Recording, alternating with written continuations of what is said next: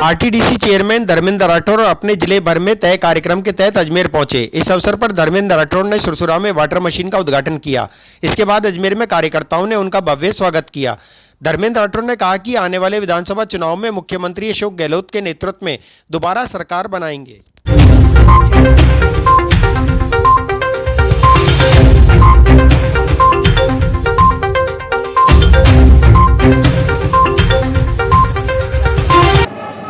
संगड़ के पास सुरसुरा गांव में जवाहर फाउंडेशन द्वारा आरओ प्लांट जो लगाया गया था 25-30 लाख की लागत से, उसके उद्घाटन के अवसर पे मुझे आना था।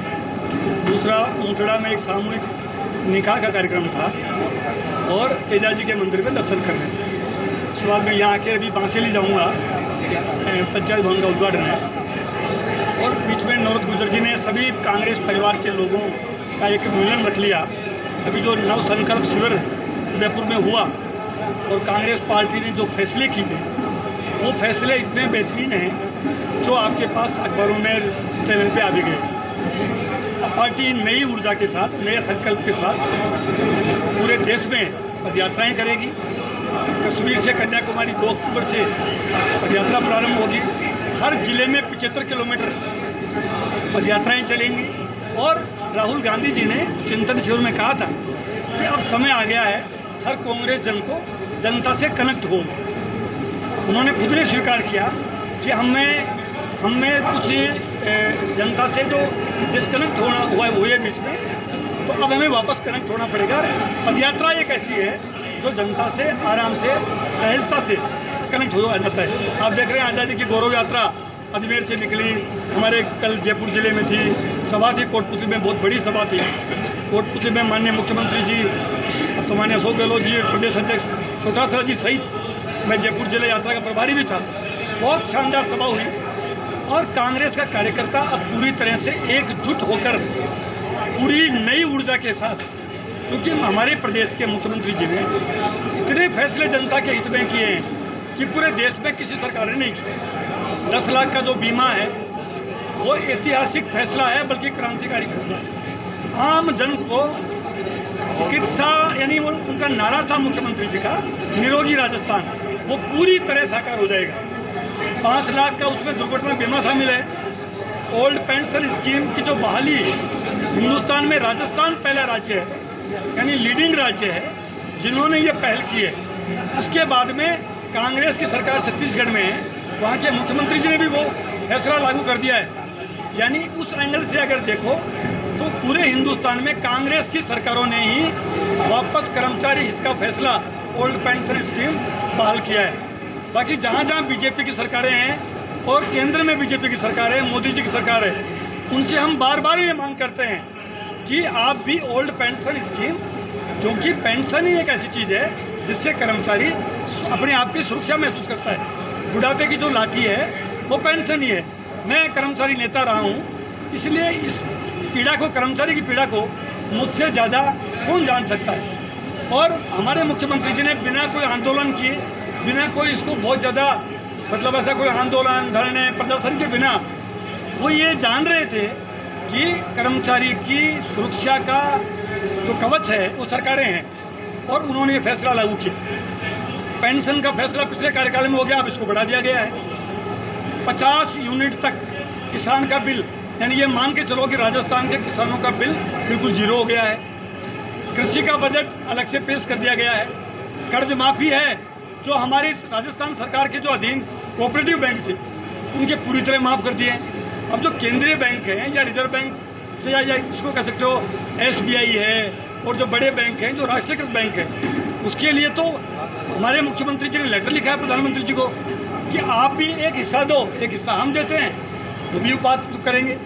यानी ऐसा कोई तबका नहीं है इस बजट में भी जिसमें हमारी सरकार ने, हमारे मुख्यमंत्री जी ने उनके हित के फैसले नहीं किए। 2023 में हम पूरी तरह आश्वासित हैं कि अब जनता जाग गई है और हमारे कांग्रेस के कार्यकर्ता एकजुट है। उनके भरोसे हम 2023 में अशोक गहलोत जी के नेतृत्व में वापस कांग्रेस की सरकार बनाएं। और 2024 में अगर यही हाल मोदी जी का रहा, कौन सा, अगर ओल्ड पेंशन स्कीम, मैं बहुत बड़ी बात कर रहा हूँ, पूरे देश का कर्मचारी इतनी बड़ी संख्या में है, मोदी जी को कर्मचारी की ताकत का पता नहीं है। इतना बड़ा काम है, अगर ओल्ड पेंशन स्कीम 2024 के चुनाव से पहले नहीं की और किसानों की कर्ज माफ़ी नहीं की और MSP लागू नहीं की और रोजगार का नहीं किया और महंगाई को कंट्रोल नहीं किया, मोदी जी का पता नहीं लगेगा। कई नेता आए, कई नेता गए, 2024 में भी अगर यही रवैया रहा जो आज है, हालांकि कल कुछ उन्होंने महंगाई का थोड़ा सा 8 रुपये 7 रुपये कम किया है, हालांकि वो इतना ऊँट के मुंह में जी रहा है वो, लेकिन फिर भी चलो देर आए दुरुस्त आए। लेकिन अब आपको महंगाई को पूरी तरह से इंटरनेशनल मार्केट क्रूड ऑयल को देखते हुए आपको कम करना होगा। अगर ये चीज़ें नहीं करी तो अब आप केवल ध्रुवीकरण के नाम पे, भाई को भाई लड़ाने के नाम पे अब लंबी राजनीति नहीं कर पाओगे। सच्चाई पे बुनियादी मुद्दे जो देश के हैं, रोजगार, चिकित्सा, शिक्षा यानी डेवलपमेंट, अगर आपको कंपटीशन करना है तो हमसे विकास पे करो। ERCP राजस्थान का बहुत बड़ा मुद्दा है, 13 जिले हैं पूर्वी राजस्थान के जिसमें अजमेर भी शामिल है। अगर ERCP को राष्ट्रीय परियोजना घोषित नहीं की तो हमारे 13 जिलों के किसान और 13 जिलों की जनता मोदी जी के साथ में ईंट से ईंट बजाएगी, सड़कों पे उतरेंगे, पदयात्राएं करेंगे और ज्ञापन देंगे। ये करना पड़ेगा उनको। उन्होंने खुद ने कहा था, मोदी जी ने कहा था, अब वो आज उनके मंत्री गजेंद्र सिंह जी कह रहे हैं कि मैं राजनीति से संन्यास ले लूँगा।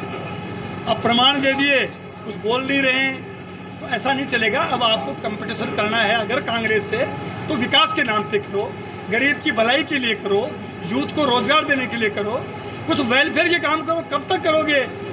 कभी ज्ञान व्यापीर, कभी ध्यान व्यापीर, कभी भीलवाड़ा, कभी करौली, ये कब तक कराओगे?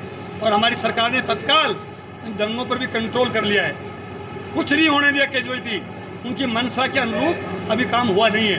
हालांकि बीजेपी का चिंतन शिविर कांग्रेस की तर्ज पे उन्होंने भी करने की कोशिश की। नड्डा जी आए, हमने सुना है कि PM भी वर्चुअली जुड़े, 2 दिन तक यहाँ आए। वो राजस्थान को टारगेट कर रहे हैं कि कैसे, क्योंकि सरकार को भी पहले गिराने की कोशिश की, वो षड्यंत्र में उनका फेल कर दिया हमने। मेरे ऊपर भी इनकम टैक्स की रेड हुई, मैंने डरा न झुका। कांग्रेस के हम वो सच्चे सिपाही हैं, न मोदी जी से, न उनकी सरकार से न डरेंगे न झुकेंगे। और इसी बल पे 2023 में हम कांग्रेस की सरकार वापस बनाएंगे। ग्रीन वैली रिसोर्ट फैमिली के लिए सुंदर हरा भरा resort and restaurants, birthday parties, marriage, kitty party, anniversaries और अन्य आयोजन के लिए AC रूम, स्विमिंग पूल और गार्डन उपलब्ध है। Green valley resort, Kharkhedi, Pushkar road, Ajmer. तो आज ही संपर्क करें 9784314877, 9414205740, 9928005740। सद्गुरु इंटरनेशनल स्कूल अजमेर हर एक प्रकार की आधुनिक सुविधाओं से सुसज्जित 7 नेशनल स्पोर्ट्स कोर्ट के साथ admission open. Sadguru international school, Prithviraj Nagar A block के सामने, पंचशील नगर, अजमेर। संपर्क करें 7300030702 और 7073471999।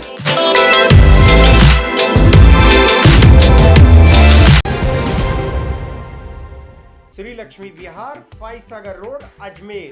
क्या आप फाइसागर रोड पर नई कॉलोनी में अपना प्लॉट लेना चाहते हैं तो तुरंत संपर्क करें 7737226695।